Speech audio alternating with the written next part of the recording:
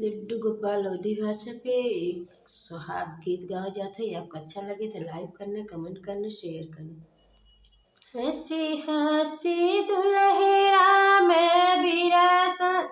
बिरावा थमावई जी रूठली दुलहिनी देई बिरावान थमई जी रूठली दुलहिनी देई बिरावान थमई जी कवने गुमाने धन बिरावान थामियु जी के करे गुमाने धन गयुरी सियाई जी के करे गुमाने धन गयुरी सियाई जी हंसी हंसी दुल्हे राम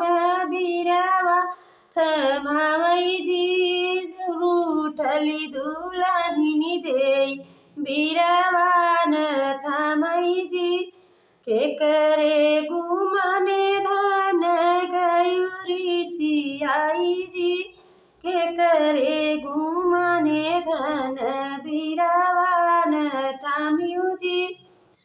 बाबा के गुमाने स्वामी बिरवान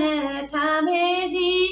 भैया के गुमाने स्वामी गैरी सियाई जी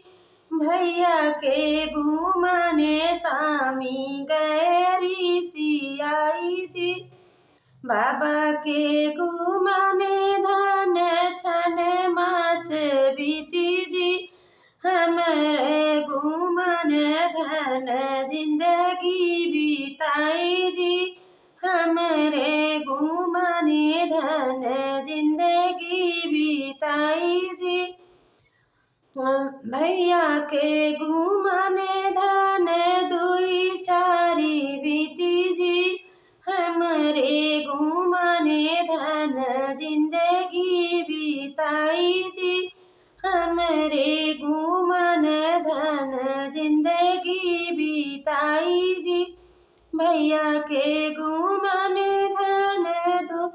चार दिन बीती हमरे गुमान धन जिंदगी बिताई जी हमरे गुमान धन जिंदगी बिताई जी।